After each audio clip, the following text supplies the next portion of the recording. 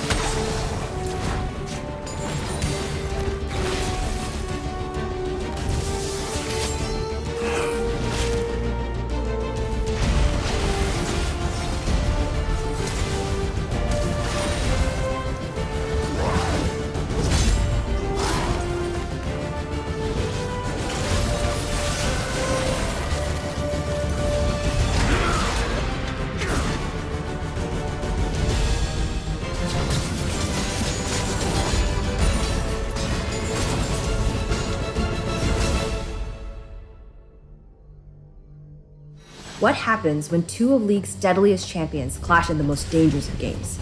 We'll find out in our next major event, Masters of the Hunt, launching next month. The event will throw you into the ancient rivalry between Kha'Zix and Rengar to determine who is predator and who is prey.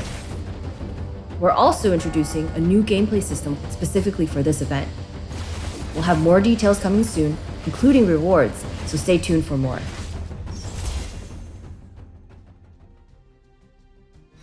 As we said earlier this year, we're looking to flesh out Wild Rift's item pool. Patch 2.2 brings a few new items and tweaks, including refreshing the item icons so they more closely match the ones on League PC. Let's dive in. We're adding Frozen Heart, Force of Nature, and Sunfire Aegis to help flesh out the item pool for tank players. Sapphire Crystal now has the Mana Charge passive on it, so you can stack earlier and evolve your Tear of the Goddess items sooner. Sheen no longer builds out a Sapphire Crystal, making it a more accessible choice to non-mana users. Outside of items, the summoner spell Ghost wasn't seeing a lot of use, so we're updating it as League PC has. It should now be stronger and more fun to use. Its top speed is reduced, but the buff lasts longer now, and on takedown, your speed boost will be reapplied, so now everyone can get excited, just like Jinx. Finally, we're changing the way champions play with higher attack speed. Right now, stacking a bunch of attack speed basically makes you feel like you have no windup on your attacks, giving you an easy way to flawlessly kite or chase as a high-powered marksman. We're adjusting this so it's not so forgiving. We'll be keeping an eye on win rates closely to make sure it doesn't feel too bad for dual laners. Over the past few months, we've been gathering your feedback about quality of life features you want to see in the game. We've heard you, and we're adding some features to make your experience better. We're adding new pings to give you a way to say, enemy missing, and enemy has vision here. For advanced customization, you can now tune the dead zones on your ability buttons. The bigger the dead zone, the harder it is to accidentally aim when tapping abilities. We've added more clarity around when neutral objectives spawn on the minimap. And you can now optionally hide player names in-game, or choose to display champion names instead.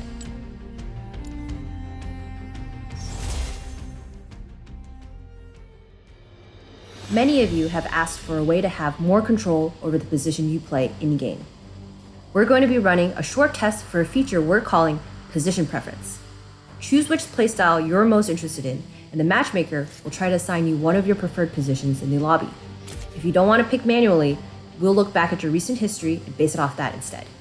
We're only running this for a few days to collect data on how well it's working, so you'll find a separate queue in the rank tab. For anyone who wants to help us test, none of your matches, ratings, or event progress will carry over from this queue, so give it a try. We'll keep iterating on the system, and if it's going well, we'll be adding it to ranked at a later date.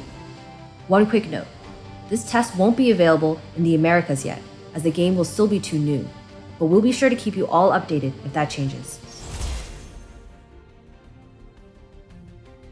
This patch introduces the premier First to Wild Rift skin line called Stargazer. The Stargazers are godlike archivists who can see and influence fate by studying the stars. Joining the roster are Camille, Twisted Fate, and Soraka. And we'll be running a small in-game event to celebrate the launch. And of course, we won't leave you without another quick look at some other skins coming soon.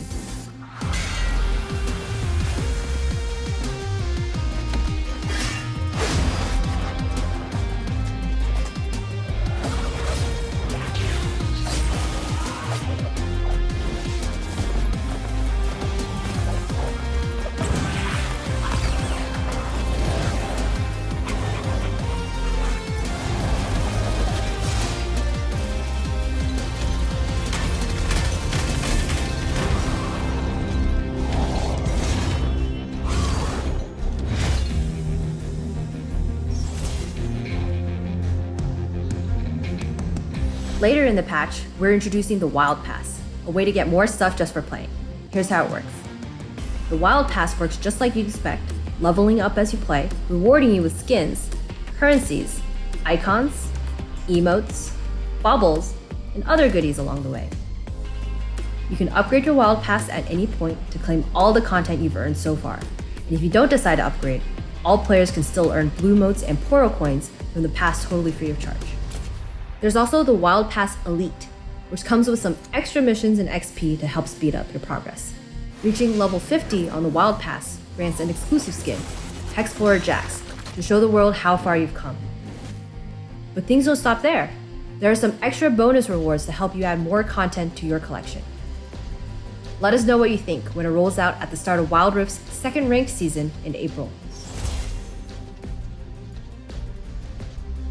Finally, starting this patch, we'll temporarily bring a player-favorite game mode from League of Legends.